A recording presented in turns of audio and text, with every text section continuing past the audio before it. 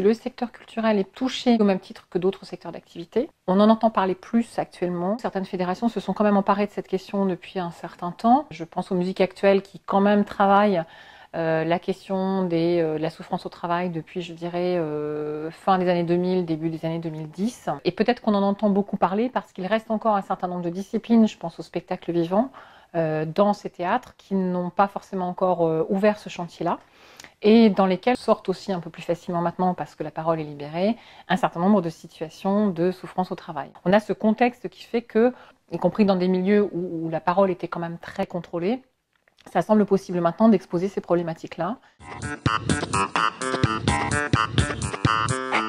Oui, il y a des particularités qui font que la façon de s'engager dans le secteur culturel est quand même souvent très spécifique sur des modes d'engagement très intimes, même étant sur des fonctions support en com ou en comptabilité. Je me suis imprégnée de cette dimension créatrice et artistique, où je suis aussi dans une aura comme ça, d'un porteur de projet, d'une porteuse de projet qui est très charismatique et quelque part, je suis dans des modèles qu'on appelle des modèles vocationnels ou des modèles de don de soi ou des modèles sacrificiels, des modèles où on vise un peu à l'idéal de soi, au sublime, je dirais, au transcendant, à toutes ces choses-là qui font qu'on est engagé à la fois très intimement et très entièrement.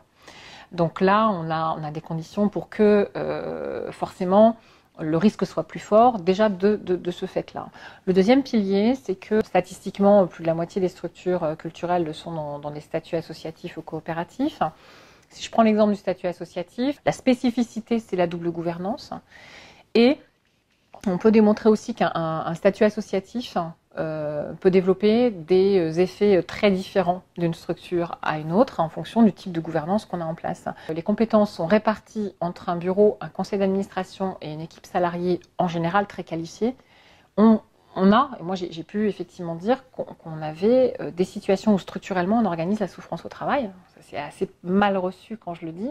Dans une des configurations très précises de ces gouvernances, donc pas toutes, c'est une des 5 configurations que j'identifie. Mais dans une de ces configurations, on a un conseil d'administration qui garde la décision, bien qu'ayant recruté une équipe salariée très qualifiée, qui est très peu en délégation, très peu en capacité de donner l'autonomie aux équipes pour décider des choses. Oui, en clinique du travail, ça s'appelle être empêché d'agir. Et être empêché d'agir, c'est un des facteurs de la souffrance au travail. C'est à chaque fois qu'il y a ambiguïté sur le contrat psychologique autour de la question de la décision, du rapport au pouvoir et de l'autonomie. On a pu considérer que le salarié devait avoir une partie de son activité qui était bénévole, quand est-ce que je compte le temps de travail, quand est-ce que je ne le compte pas. Donc on a une injonction à aussi un engagement très fort en termes de volume d'activité. On a aussi, de par, je dirais, l'histoire de l'association, de par le fait qu'on a parfois du mal à se sentir employeur ou à être à l'aise avec cette question de l'employeur dans un statut associatif, parce qu'on n'a pas envie de se penser en tant que tel dans les rapports sociaux à l'entreprise, aux salariés. Je dis entreprise parce que c'est de fait un statut de droit privé, qu'on doit pouvoir appeler dans le vocable économique une entreprise. Mais on dénie un petit peu le rapport de subordination juridique employeur-salarié, et donc parfois on est aussi dans des injonctions à être sur un type relationnel qui peut être confus ou qui peut introduire un certain nombre de difficultés du côté de la souffrance au travail. Parce que finalement, vous êtes redevable d'eux ou on attend que vous soyez aussi là, très en don de vous-même, etc. Après, par exemple, les questions d'hyper-personnalité qu'on va trouver, d'ego, personnalité artistique très affirmée, sont évidemment des facteurs d'explication. Parce qu'on a des gens qui parfois ne sont ni très au fait parce qu'on les a pas formés pour ça, ni très sensibles aux questions RH et qui sont des personnalités complexes ou plus difficiles. En même temps, ça, la littérature, par exemple, en petite et moyenne entreprise, nous apprend qu'on va aussi parler d'égo-firme dans la PME et que c'est un phénomène qui a été identifié dans la littérature sur la petite entreprise depuis très longtemps. Donc ça, je dirais pas que c'est forcément hyper spécifique à l'artistique. Mais comme on est là aussi statistiquement sur des structures qui sont de très petite taille, on retrouve ce mécanisme d'égo-firme. Et avec ces 3 mécanismes-là, pour le coup, on voit bien comment ce secteur peut être touché de façon plus vive par la question de la souffrance au travail. D'autant plus qu'il n'y a pas les mécanismes de compensation qui permettent d'aller chercher un mode de retrait, même temporaire, par rapport à une situation difficile. Par exemple, je suis en difficulté, je n'adhère plus au projet, ou je suis en difficulté avec la gouvernance, ou je ne partage plus la ligne artistique, peu importe. Dans les approches motivationnelles, on sait bien que les approches, par exemple, contribution-rétribution, permettent à un moment donné de trouver d'autres équilibres. Je contribue beaucoup au projet, je ne m'y retrouve plus, même symboliquement. Si j'ai un autre mécanisme de compensation tel que le salaire, le monétaire ou une perspective professionnelle ou une acquisition de compétences ou un plan de formation, d'autres formes de rétribution vont venir compenser temporairement et me permettre d'équilibrer le jeu. Ça, c'est aussi des mécanismes qui peinent à se développer en fait dans les structures culturelles où on sait que les niveaux de salaire sont faibles par rapport à d'autres secteurs d'activité, pas faibles en taux horaire, hein, je précise, mais parce qu'on est souvent sur des temps partiels.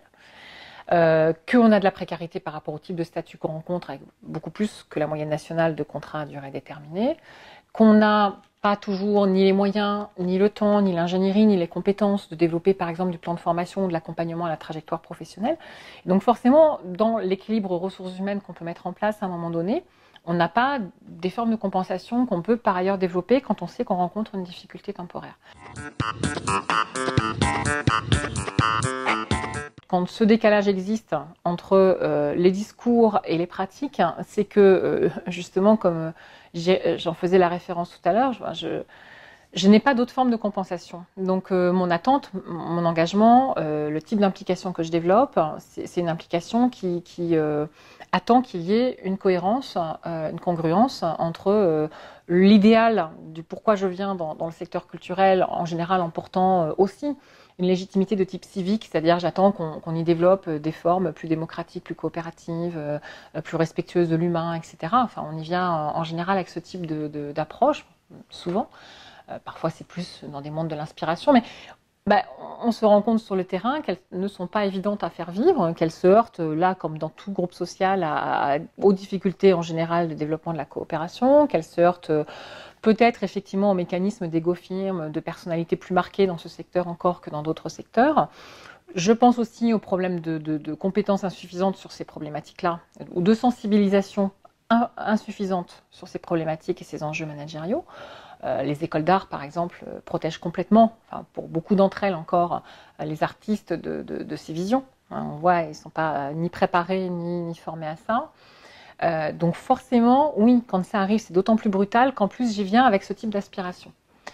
Et que j'y ai mis tout mon engagement et que je porte cet idéal quand je suis dans une légitimité civique, de défendre effectivement l'artistique, le culturel, le projet, le territoire, mais d'une certaine façon, dans un processus qui correspond à mes valeurs et dans lequel j'engage mes convictions intimes.